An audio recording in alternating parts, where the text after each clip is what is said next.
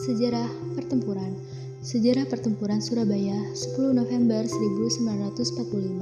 Setelah adanya proklamasi kemerdekaan Indonesia, tepatnya pada tanggal 17 Agustus 1945, bukanlah sebuah akhir dari perjuangan rakyat Indonesia.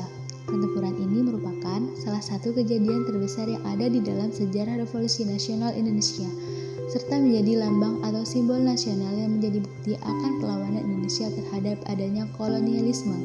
Walaupun pada akhirnya Surabaya secara keseluruhan tetap jatuh ke tangan bangsa Inggris, karena ada kejadian ini, bangsa Inggris menjadi lebih mempertegas posisi serta kedudukannya sebagai pihak yang netral dan tidak perlu untuk mendukung Belanda. Belanda yang pada awalnya meremehkan semangat Indonesia mulai menyadari dan melihat perjuangan para pejuang yang ada di dalam mempertahankan kemerdekaan Indonesia.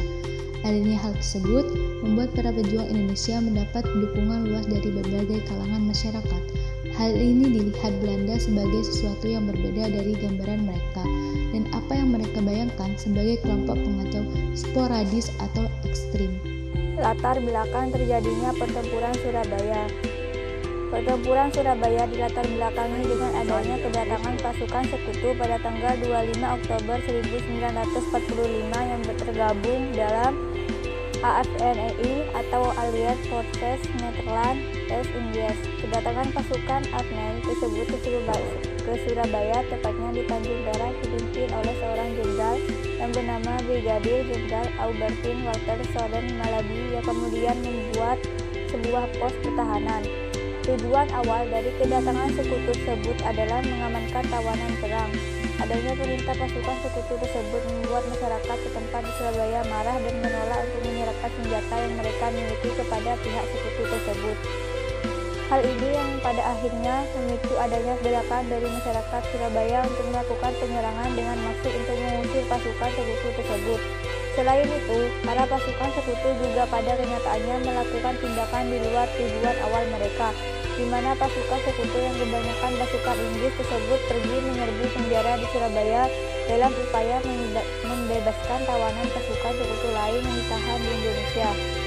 Para pasukan sekutu juga berusaha untuk mengambil alih serta menduduki berbagai tempat vital yang ada di Surabaya.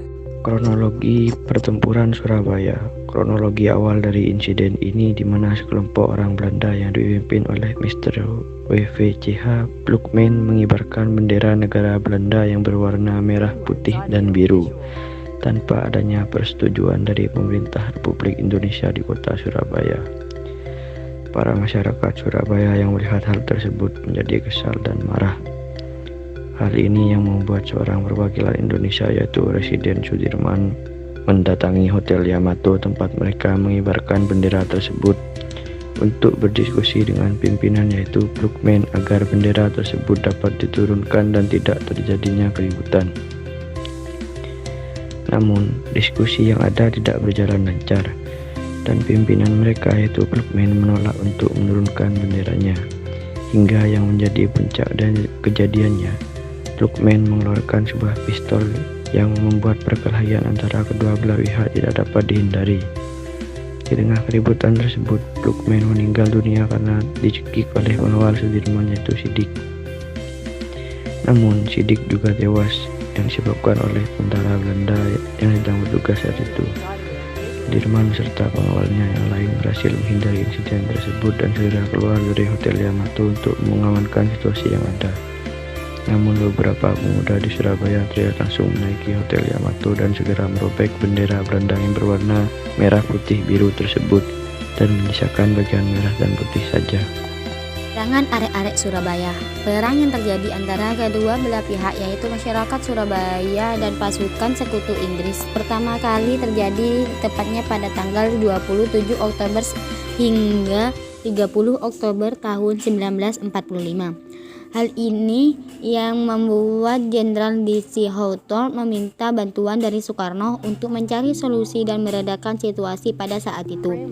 Namun dengan terjadinya bentrok terus-menerus antara kedua belah pihak yaitu membuat pemimpin sekutu Inggris yaitu Brigadir Jenderal Malabi meninggal dunia.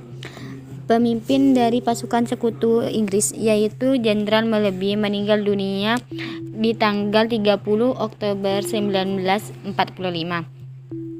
yang kemudian posisi tersebut digantikan dengan Jenderal Robert Menser.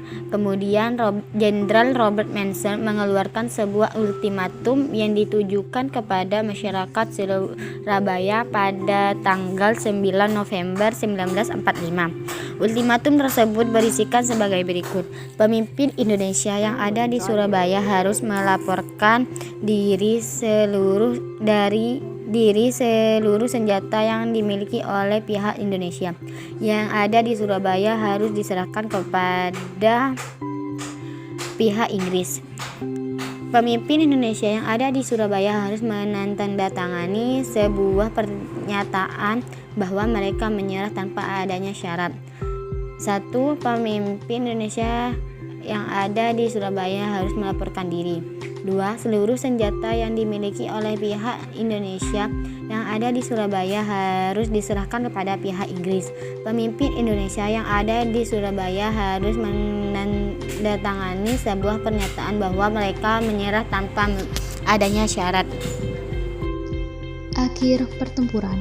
Setelah 1 tahun terjadinya pertempuran tersebut, Presiden Soekarno yang menjabat menjadi Presiden Negara Indonesia saat itu menetapkan bahwa setiap tanggal 10 November, masyarakat Indonesia akan memperingati hari tersebut sebagai Hari Pahlawan. Oleh sebab itu, hingga kini masyarakat Indonesia masih memperingati perjuangan para pahlawan dengan mengingat jasa para pejuang setiap tanggal 10 November. Pertempuran yang hingga kini masih diperingati setiap tanggal 10 November oleh bangsa Indonesia bukanlah perjuangan yang dilakukan satu hari saja, namun melibatkan berbagai pertempuran yang terjadi sejak akhir Oktober tahun 1945 hingga November 1945. Dari pertempuran yang terjadi sendiri dapat dibagi menjadi 3 bagian, yaitu pertempuran pendahuluan, pertempuran puncak yang terjadi pada tanggal 10 November, dan pertempuran akhir.